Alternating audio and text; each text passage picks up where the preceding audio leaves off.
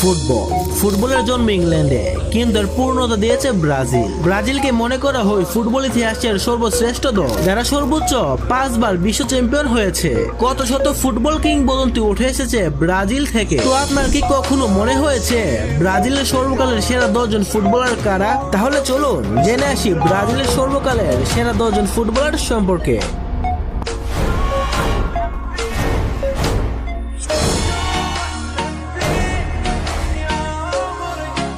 Number 10, Ricardo কাকা। ফুটবলের রাজপুত্র বলা হয় যাকে। গোটা একটা প্রজন্ম যাকে দেখে ফুটবলের প্রেমে পড়েছিল। তার নম্র ব্যবহার ও ফুটবলের প্রতি তার ভালোবাসার জন্য আজও মানুষের মনে তিনি অমর হয়ে আছেন। কাকা ছিলেন একজন অ্যাটাকিং মিডফিল্ডার। অসাধারণ পাসিং, ড্রিবলিং ও দূরপাল্লার শট নেওয়াছিলেন তিনি অনন্য। তিনি ব্রাজিলের হয়ে 92টি ম্যাচ খেলেছেন, যার মধ্যে গোল করেছেন 29টি ও অ্যাসিস্ট করেছেন 23টি। Number 9, Neymar junior.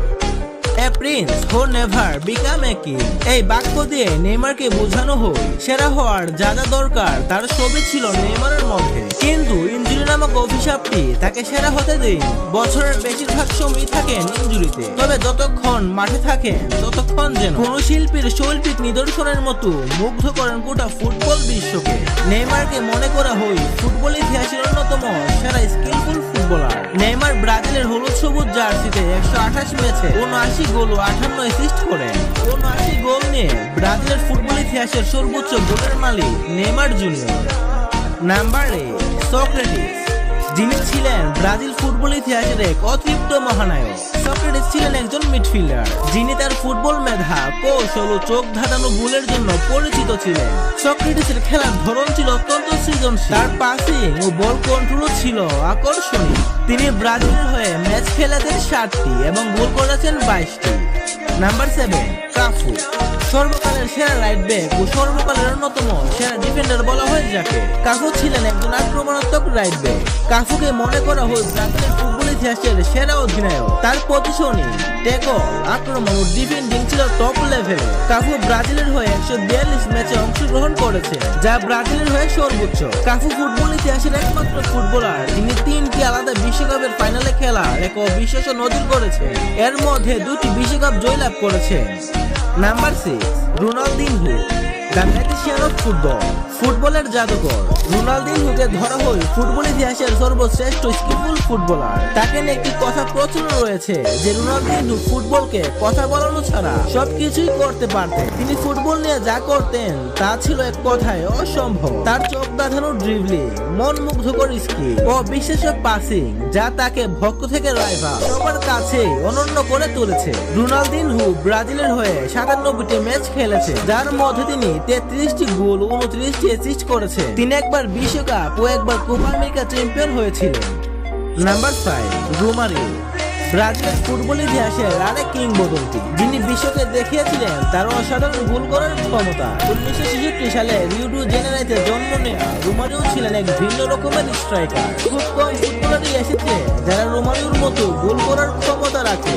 রোমারিওর সেরা সময় ছিল 1994 সালের বিশ্বকাপ, যেখানে তিনি 5 গোল করে ব্রাজিলকে বিশ্বকাপ জেতাতে সামনে থেকে নেতৃত্ব দিয়েছে। আর ব্যক্তিগতভাবে সেই বিশ্বকাপের গোল্ডেন বল জয়লাভ করে তিনি ব্রাজিলের হয়ে 70টি ম্যাচে 55টি গোল করেছে।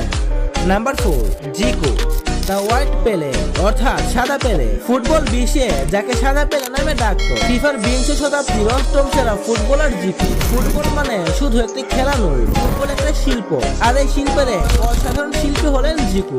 তার ড্রিবলিং, ভিশন আর নিখুঁত ফ্রিকিকের জন্য তিনি পরিচিত ছিলেন। দুর্ভাগ্যজনক তিনি বিশ্বকাপ জিততে পারেননি। বিশ্বকাপ জিততে না পারলেও তিনি থেকে যাবেন কোটি মানুষের হৃদয়ে। Number 3, Ronaldo Nazario, the greatest striker of all time. তর্ক সাপেক্ষে তিনি সর্বকালের সেরা স্ট্রাইকার। তিনি শুধু তারকা ছিলেন না, তিনি ছিলেন মহাতারকা, অর্থাৎ দ্য ফেনোমেন, যার খেলায় ছিল এক অদ্ভুত ম্যাজিক যাকে আজও ফুটবল প্রেমীরা তাদের হৃদয়ে ধারণ করে। সর্বকালের সেরা ফুটবলার হওয়ার সব গুণই ছিল তার মধ্যে, কিন্তু দুর্ভাগ্যবশত বারবার ইনজুরিতে পড়ে তার হয়ে ওঠেন।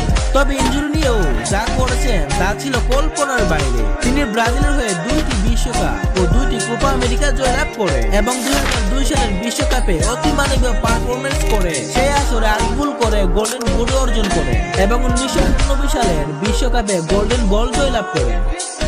Number 2, Garrincha, the greatest dribbler of all time, অর্থাৎ সর্বকালের সেরা ড্রিবলার, যিনি ড্রিবলিংকে নিয়ে গেছেন এক অনন্য উচ্চতায়। ফুটবল যে শুধু গোলের খেলা নয়, এটা মানুষকে আনন্দ দেওয়ার এক মাধ্যম, আর এই আনন্দের অন্য নাম হলো গার্দিনচা। তিনি ছিলেন ফুটবলের প্রকৃত জাদুকর। 1958 সালে ব্রাজিল তাদের প্রথম বিশ্বকাপ জয়ের স্বাদ পায়, আর এতে অনেক গুরুত্বপূর্ণ অবদান রাখেন এই ফুটবল কিংবদন্তি। তবে 1962 বিশ্বকাপ ছিল গার্দিনচার শ্রেষ্ঠ বিশ্বকাপে 4 গোল করে হন সেই আসরের সেরা খেলোয়াড়, আর ব্রাজিলকে এনে দেন তাদের দ্বিতীয় বিশ্বকাপ ট্রফি।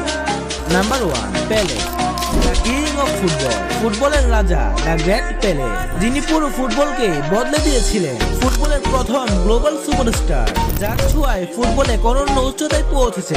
আজ ফুটবলে তো জনপ্রিয় হওয়ার পিছনে সবচেয়ে বেশি অবদান রাখেন কিং পেলে। সেই সময় পেলে এতটাই জনপ্রিয় ছিলেন যে তার খেলা দেখার জন্য যুদ্ধ পর্যন্ত থেমে গিয়েছিল। পেলের খেলায় ছিল কৌশল, শৈল্পিকতা এবং সঙ্গীতের মিশ্রণ, যা ফুটবলকে শুধু খেলা নয় বরং শিল্পে পরিণত করেছিল। পেলেকে নিয়ে লিখলে এত সহজে ফুরাবে না, তাকে নিয়ে একটা সিনেমাই বানানো হয়েছে, কত শত বই রচনা করা হয়েছে তার নামে। পেলে ফুটবল ইতিহাসের একমাত্র ফুটবলার যিনি তিনটি বিশ্বকাপ জয়লাভ করেছেন। তিনি 29 ডিসেম্বর 2022 সালে না ফেরার দেশে চলে যান। তিনি জীবিত না থাকলেও জীবন্ত রয়েছে তার অসংখ্য রেকর্ড। যতদিন ফুটবল থাকবে ততদিন ফুটবলের সঙ্গে মিশে থাকবে পেলের নাম। একজন কিংবদন্তি, একজন অনুপ্রেরক, একজন রাজা এবং একজন ফুটবল জাদুকর, দ্য কিং, দ্য গ্রেট পেলে।